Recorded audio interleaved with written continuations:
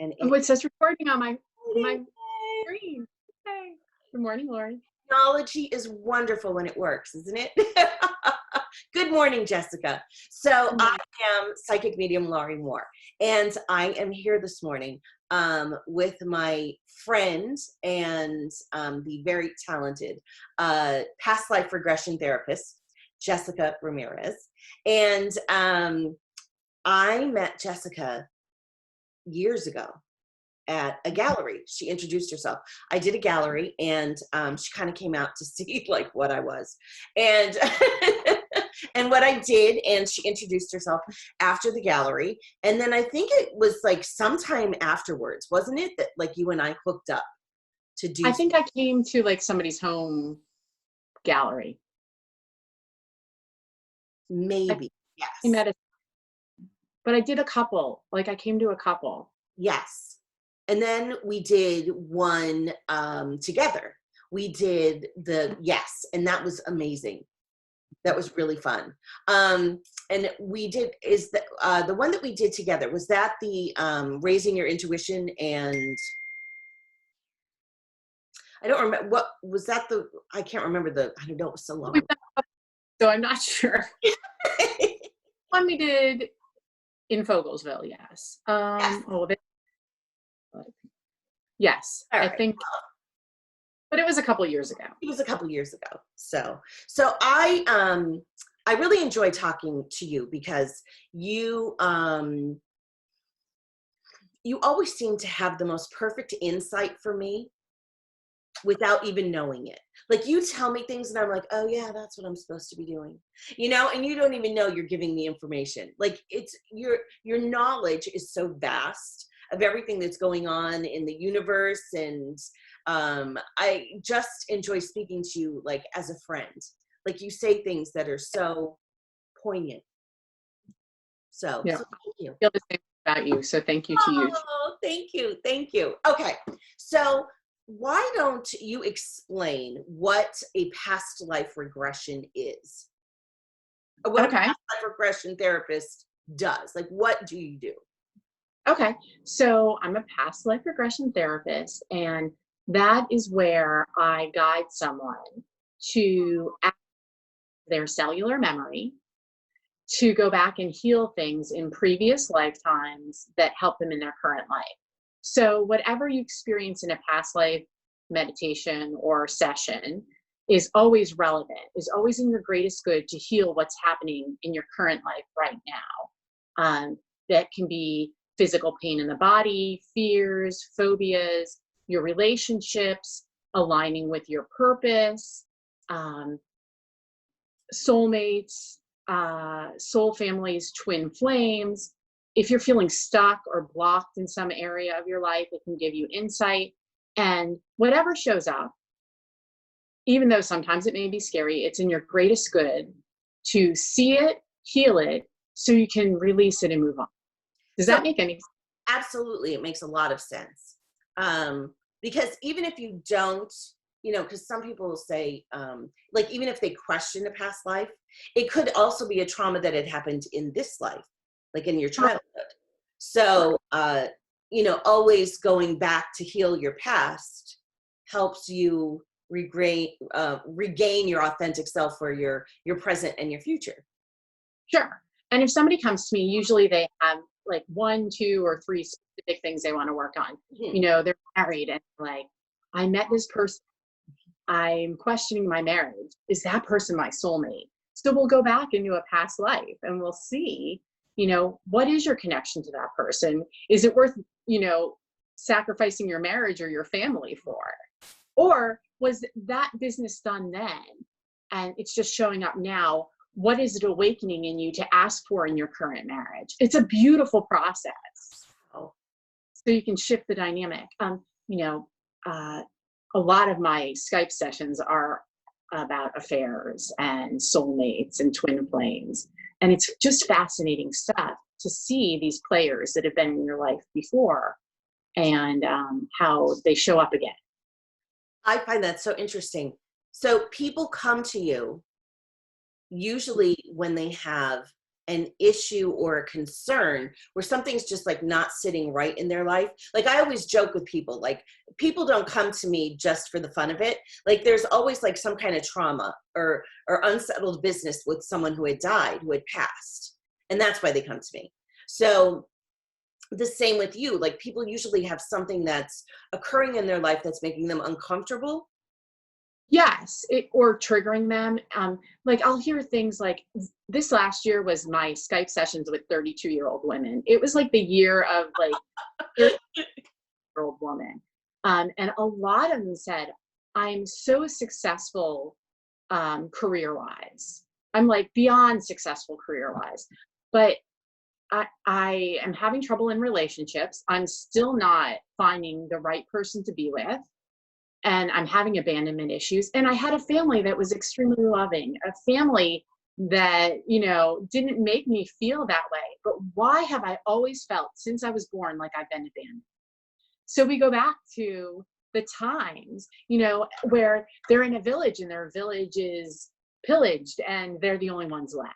Right. And didn't understand why they were born into these loving families. They were successful. They can't keep a relationship, but they then have the answers. And once they see that, we clear the cellular memory, we heal it. It's a very beautiful, loving process. And then their lives just get better. It's always in your greatest work, even if it's scary, even if it's challenging. You're with me, you're safe and protected. And, you know, we go in there and get your answers so you can heal it and be free of it. Okay, so what is cellular memory?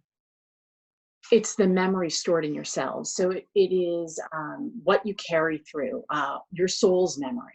Okay, all right. Ancestral cellular memory. Okay, so what your ancestors experienced. And some people don't even believe in past lives. Some people believe it's your ancestors' DNA. That's showing, or your ancestors' experiences that are coming forward, and they're not actually past lives. Right. And that's great. You know, you'll know what your truth is after you do the work. But, you know, I say like, it can be both. And we've seen both. We've seen people go back and see through the eyes of their grandparents, see through the eyes of, you know, an ancestor. And it's also a really beautiful process. But, you know, then you might say, well, is this even real? I say, for me, I know it's very real because I had physical and emotional healing from it.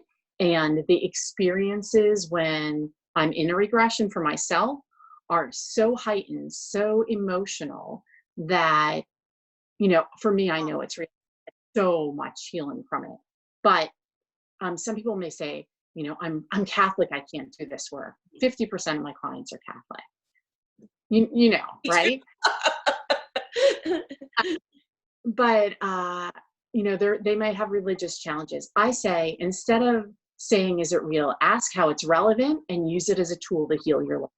Exactly. Mm-hmm. You know, and I think one that told me the most reincarnation texts. Did you tell me that? Or who? No, it was Brian Weiss that told me the most reincarnation texts are in the Vatican Library. But you told me one of the Pope's reincarnation out. What Pope was it? Do you remember? It was in the 13th century. Was there a Pope Gregory or Constantine? One of those two. I feel like Pope Gregory, you think? Okay. We need to look. Yes. Yes. So interesting that when you're saying like people visualize, like you go back to your ancestors, okay, and you see what's happening and that's how you heal. Interesting is that when I am reading a person and the family member says to me, well, I really want to know how they died or what was their experience like, you know, was there pain? I go into the person who is deceased and I view it through their eyes. So the eyes truly are the window of the soul. They are. They absolutely are. And when people are looking, like a private session with me, they'll say, oh, I see this man across the cobblestone street. I'm like, well, describe him to me. And then they'll say, I'll say, look into their eyes, sense their essence. Are they someone you recognize from your current life?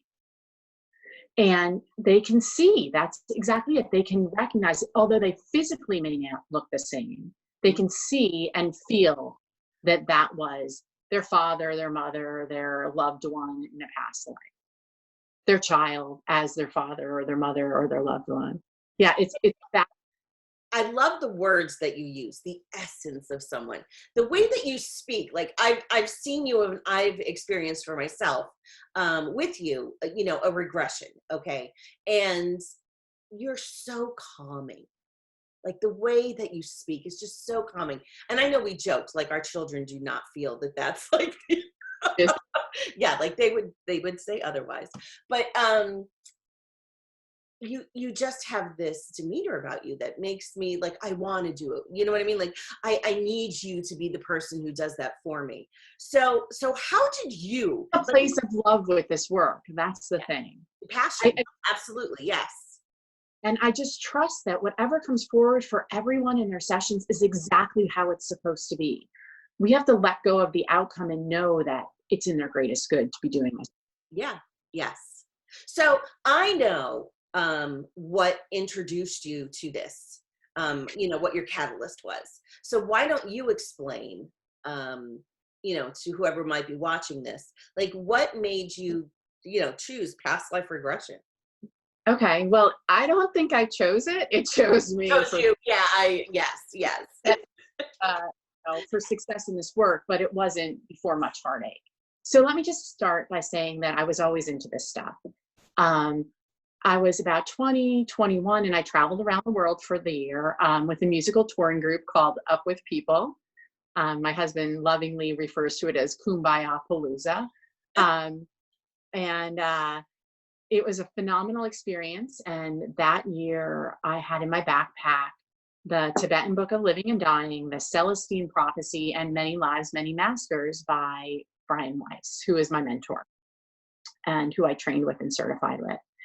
And you know, I just always loved this. I'm an Aquarian, so I'm like a soul seeker. I can think like this. And time went on, and I graduated from college. I was a communications major. Bless you. You see, that's truth. My mother always says when somebody's talking and you sneeze, it means it's the truth. So it's truth. It's truth. Okay, go ahead. I'm sorry. I'm sorry. No, don't apologize.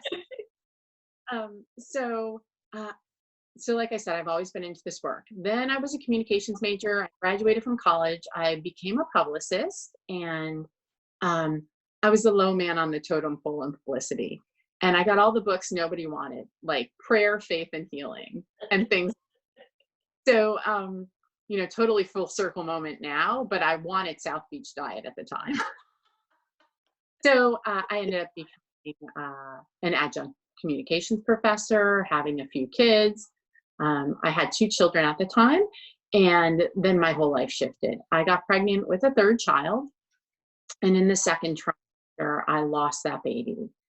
And ironically, I contracted a disease, and it's that disease that they tell preschool teachers, you know, if anybody gets it in your classroom and you're pregnant, get out of the classroom. Right. Lauri had it too. I had it too. Um, Killed me. so, so if the baby is in the 1st trimester, its heart isn't developed enough and usually can survive.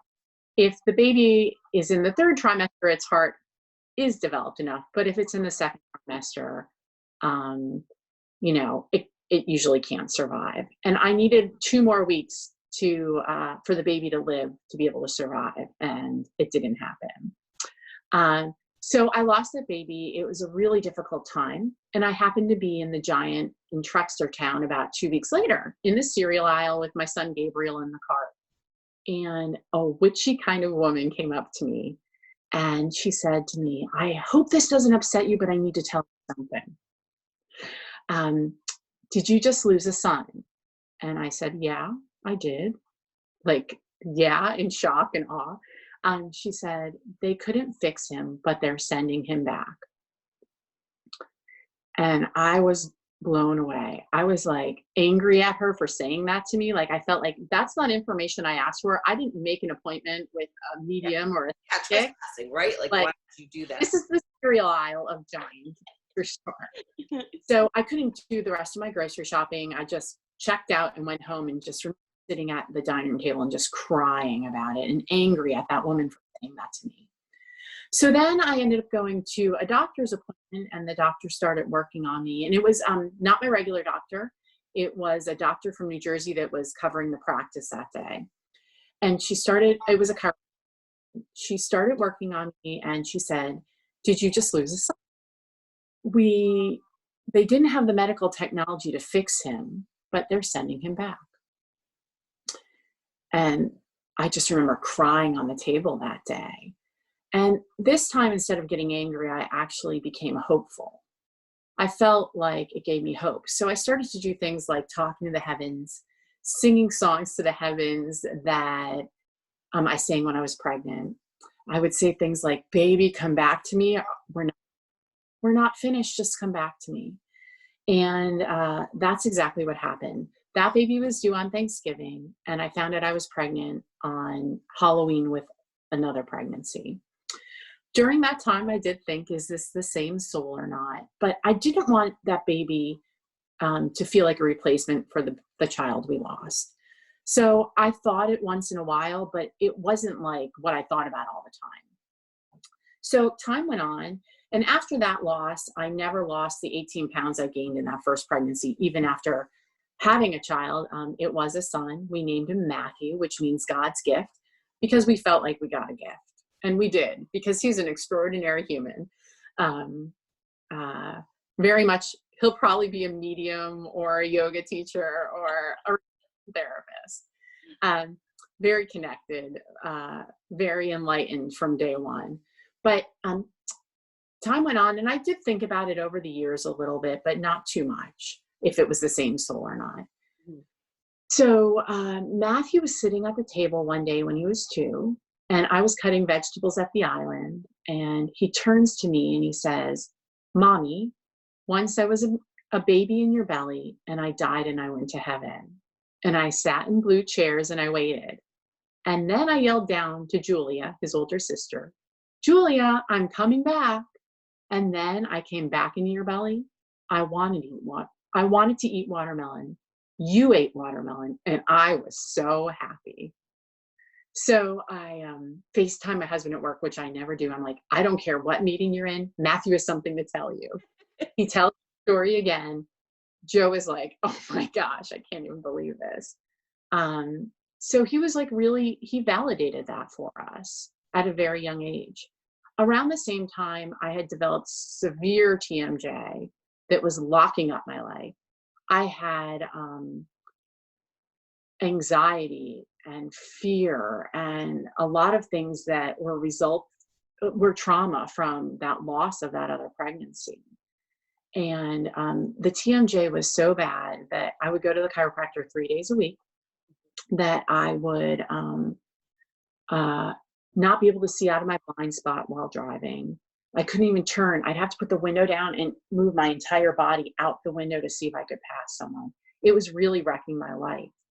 I ended up going to New York City to a conference, and Wayne Dyer was speaking about how past life regression had healed things in his life, including somebody telling a story about having TMJ and healing it through regression. So that's what I did. I bought that CD, and every day I had time, I would lie down in bed and go, "Today's the day I'm going to cure the TMJ through past life regression." And then one day I had done regression and seen myself in another lifetime with Matthew as my son and my actual husband as my husband, living in the mountains, maybe in the Himalayas, in a shack-like house, one-room house. And I saw myself dying at 36 and leaving my body and leaving Matthew there. He was 6 in that lifetime. And my current life mind was thinking, there's no photographs, there's no video recordings. All he has is the songs I sang to him to remember me by. And I lifted out of that body with just a broken heart. And when I came out of that regression that day, I realized that Matthew and I have been together before, we'll be together again. If Matthew was the same soul or not, it didn't matter. Um, and if that baby is Matthew, then that's fine too. But if we're not together in this lifetime, we'll be together again. And that next month, I lost that 18 pounds from that first pregnancy in 1 month. So that certainly got my attention. In addition to that, I ended up going to New York City to a regression workshop because nobody was doing regression work around the Lehigh Valley. And I saw myself as a Native American man. I had an arrow in my neck and I felt a burning sensation. And it wasn't a very vivid past life, it was just little vignettes of the story. I felt a burning sensation from my jaw to my shoulder. And that day, when I was driving home on 78, I could finally turn my head. And I was like, wow, I had both physical, by losing the 18 pounds, by curing the TMJ, and emotional healing by being able to release that connection or that sadness and that grief from that loss. So then Matthew started opening the door even more when he started telling stories about past lifetimes. One day, my husband was tying his shoe on the staircase and he said, "Daddy, remember when you were a baby and I carried you on the train because you weren't wearing any shoes?" And then another time we were in Cafe Santosh in Trexlertown, and he touched my arm and said, "Mommy, mommy, quick, look at that baby over there in the high chair. Once when I was a mommy like you, I had a daughter that looked just like her."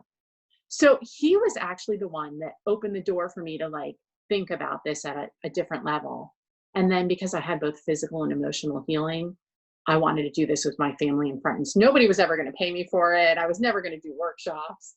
I just wanted to sign up to do this for my family and friends. But the universe had a different. So do you think that the universe gave us the children that we have because we like your Matthew is so in tune to past lives, and my children are so in tune to what I do. And Yeah. I'm grateful that in a way, I'm grateful that my children do not have um, the extent of my abilities, because it could be maddening. Oh, it would be overwhelming. Yes. Right. But I do understand how they teach me, Yeah. like they, and I wonder if like, I'm sure it's not a coincidence that the universe gave us these children to push us. Right. I completely agree. We are given different lessons in lifetimes. Hmm. And, Brian always taught us like to learn the lesson of truth. You need a lifetime filled with truth, like where you're asked truthful, you live truth, and one without. To really, for your soul to understand love, you need a lifetime that's void of love and a lifetime that's filled with love. So your soul, okay? So whatever your soul's lessons are, Hmm. whatever your soul's plan, you decided that all together before, and you constructed the perfect scenarios to line your soul up for success for learning the lesson. So Because I'm talking about our children. What about our extended family? Like the clan you were born into? absolutely, there's our extended family, and then there's our soul family, those friends who, Hmm. that girl that feels your girlfriend that you meet and instantly feel like a sister, maybe more than your own sister. You know, I I would be out of work if we realized that if we let go of the societal norms, your sister needs to be your best friend, um, your parents need to, your mother has to be a nurturer, your father has to be a provider. You might even be too, if we let go of those norms and we understood that, our we have many people that play these roles that are our soul family, our friends, our neighbors, our bosses, our coworkers. All of those people teach us those lessons. The person checking you out in the grocery store, they're all there as a mirror to what your soul needs to learn, help you elevate, to your purpose and align with your purpose. Yeah. So be, um, what is the observance of your feelings when Sure. you're around certain people. Absolutely. It's all information to navigate your best life. It's just also interesting. And I believe that it's so interconnected. What Absolutely. I do and what you do, it goes hand in hand. It You does. get them before they come here, I get them after they go. Several people, send me, I'd like to book a private session. Lauri Moore told me. I'm like, oh, I'm in. Hey, you have to know your limitations. Look, I don't do past life. I'm like, go to Jess. Jess is the expert. She'll be able to take care of you. I trust her. Yeah. I say the same thing about you. Ooh, oh, well, thank you. Thank you. Well, So is there anything, okay, so I'd also like to mention, like you said, you do private sessions. I do private sessions. So if I wanted a private session with you, what would be the best way to get in touch with you? sure. So they can just email me at exploreyourlives at gmail.com, or visit my page, exploreyourlives.com. Go through Facebook, again, Explore Your Lives, and Instagram, Explore Your Lives. So it's really easy. They can fill out a form on my website and I'll respond to them within 24 hours. You and I do workshops together. We do. Yes. It's And beautiful. yes, they're amazing. And I've learned so much from us doing workshops about me and what I could heal in my life. So I think that's why I think you're so amazing, just from my own personal experience. And I know that once everything that's going on right now in our world, once that has settled, you and I will continue on that journey of doing workshops and assisting people. So what do you think now with the virus and like, what do you think this has to do? Like, how would you relate past life regressions to what's going on now and what we could heal from this? And like, what's your take on all of this? So right now we're going through a collective trauma, a mass awakening. And I don't want to sit back and like everybody who's enlightened, right? Enlightened is like, oh, this is in the greatest good of humanity, all of that. It still brings up past life trauma. It still brings up ancestral trauma, and childhood trauma right now. Those things that are showing up for people are panic and fear, anxiety, feelings of abandonment, like we talked about before, isolation, famine. That's why people are hoarding. Maybe they, lived during a time of famine, or their ancestors did. Disease, abandonment, I said, loss, that feeling of uncertainty. All of this stuff, the media, the Facebook posts, they can all trigger these things. And if we're living in this space or staying here, we're in that fight or flight space. Mm-hmm. It's really not good for our nervous system because it creates disease in the body, which we've talked about before. But if we can look to see that our ancestors survived those things, or we went on to live other lifetimes, our past selves have experienced these things and have wisdom around it. So if we can shift the dynamic of the fear and the anxiety to the positive parts of that, lifetimes where we lived, where we've been resilient, courageous, brave, where we built and created opportunity, where we were creative, those lifetimes or ancestral, like positive things like community or connection. If we can access that love, that wisdom, then we create the positive cellular memory right now. Our nervous system can remain calm. We can be present, keep our bodies happy and healthy. And then, I think we really need to say to ourselves or ask ourselves right now, what wasn't working in our lives? Yeah. We were overscheduling our kids. We were not present. I don't know about you, but my family for 2.5 weeks have eaten dinner together every night. Not just dinner, meals, lunch, meals. Yeah. We talk so much more now. I agree. Yes. A lot So, of people, I think this is, I have all of my past lives have prepared me for where we are right now. I absolutely. have never been more comfortable in an uncomfortable situation than I am right now. I agree. And like, if we can focus on the beauty instead of the fear and the anxiety, then we can like set ourselves up for success.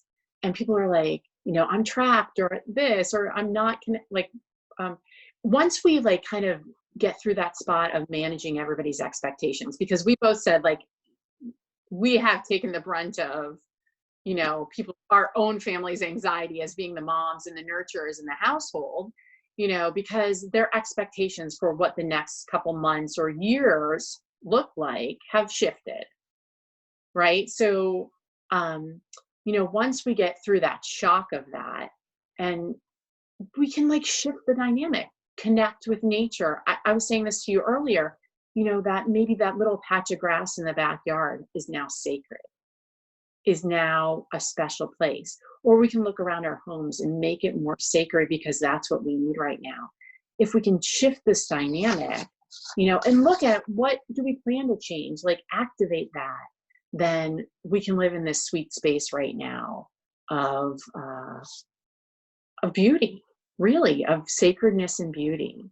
So how are you doing that, Lauri? Like, how are you finding those sweet things that laughter at the table or playing a board game or whatever? Like, what are you guys doing in your house? Well, let's see. We watched Tiger King the other night. My son and I, he begged me to watch it. He's like, please watch this with me. And I watched it, and I have to tell you, it was okay. So taking the show out of it, I'm not going to tell you what the show's about. I saw the Okay, so it transformed me though from being in this fearful, watching the news all the time, how many deaths, to an entirely different place where I wasn't so consumed with what was going around me. It was a great escape. And I have been actually coaching my clients through that too. Like, I think you just need a little bit of an escape to take the pressure off yourself. Because right now we are in like a fight for survival. So you just have to allow yourself to be, to be calm for a little while. Yeah, We're to still be in our homes. I beg your right, like to just be. Just be. Yes. Mm. To just be. I also, we've been doing like organizing and cleaning and all the things, like we said, oh my gosh, when we have time, I'm going to do this. And I realized that it wasn't time. I just didn't want to do it. Right. Because now I have the time and I still don't want to do it. So I go through and I ask myself, I ask myself why. Okay. So this is how I coach myself through all of this also, is I keep asking myself why. So why don't I want to clean out my closet? Why? What's the why? What's the why? Keep asking why. And a lot of time people say, well, I don't know. It really has nothing to do with cleaning out my closet. It's not the physical activity of it. It's what is it representing for me? Oh, I don't fit into this anymore. Oh, I remember the memory of when I wore this, like what this was. Like it's the peeling back of all of that. And I believe that's the reason why so many people are having discomfort right now, is because this time alone is making us really face things that we would always like push behind. Oh, I'm too busy. I got to take this here, this, do this with that. And now all we have all we have is time. Right. Yes. Absolutely. So I'm really honoring time. Like yesterday, you and I said we were going to do, well, we had discussed, we were going to do this yesterday. And both you and I didn't feel up to it. And I had to put aside that obligation. Yes, I told people we would post this. But you know what? If you and I aren't good, why are we going to do it? Yeah, I was feeling. Honoring being in that moment. Yeah, I agree. I Yeah. absolutely agree. It wasn't the time, but we knew, like, we were fresh as a flower this morning.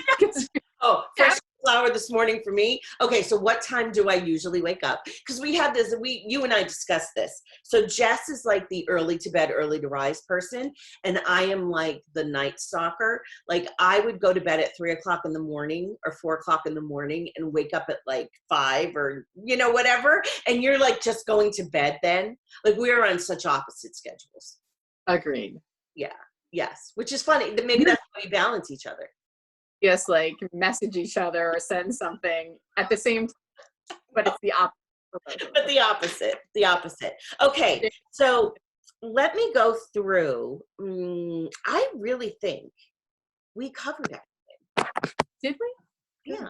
Do you feel that? Is there anything that you feel that we missed? I don't think so. I mean, I really don't think so. If people have questions, we'll come on and do this again. If there's no other questions, we'll just do this again. I'm always happy to spend time with you. As I am with you too. A few things that I have done past life regressions before, and I have found myself now taking the information that I received in those past life regressions and applying them to my life, especially now, just being in the moment. And I know a lot of people talk about that and it sounds really frou-frou-y, whatever. But I believe that this time right now, it's so important for us to be that way. I'm going to tell like just a little story and then Please. wrap. Okay. So this influenza, right, that happened in the United States around in the 1918, was that really when it was? Like 1917? That's what I've read. Right. My great grandfather was in the army and he was fighting in World War I, and he was in Europe. And while he was in Europe, he went on leave and he had the opportunity to visit my grandfather and his wife, my great grandmother, who were living in Sicily. Okay. My grandfather always tells me that he had to stay, my great grandfather had to stay with them for a month because he became very ill. Mm-hmm. And that they nursed him back to health. And that the army actually came looking because they thought he deserted. Okay. Like different times. Like imagine if that happened now, right? But they, and the United States Army realized that my grandfather was really sick. And God love my great-grandfather. When he became well again, he did go back to fight in his, to do whatever his duties were for the United States Army, okay, back during that wartime. And I'm wondering now, when you say like ancestral and our cellular memory, if my great-grandfather had influenza, and he was with his family and nursed them, and they nursed him back to health. And I would have never thought about that if it wasn't, taking yourself back to your, like remembering your ancestors. Absolutely. And I said this to you like almost 2.5 weeks ago. I've never felt more connected to those stories that my grandmother told. She would say, Jesse, we got a bag of sugar and it'd have to last a year.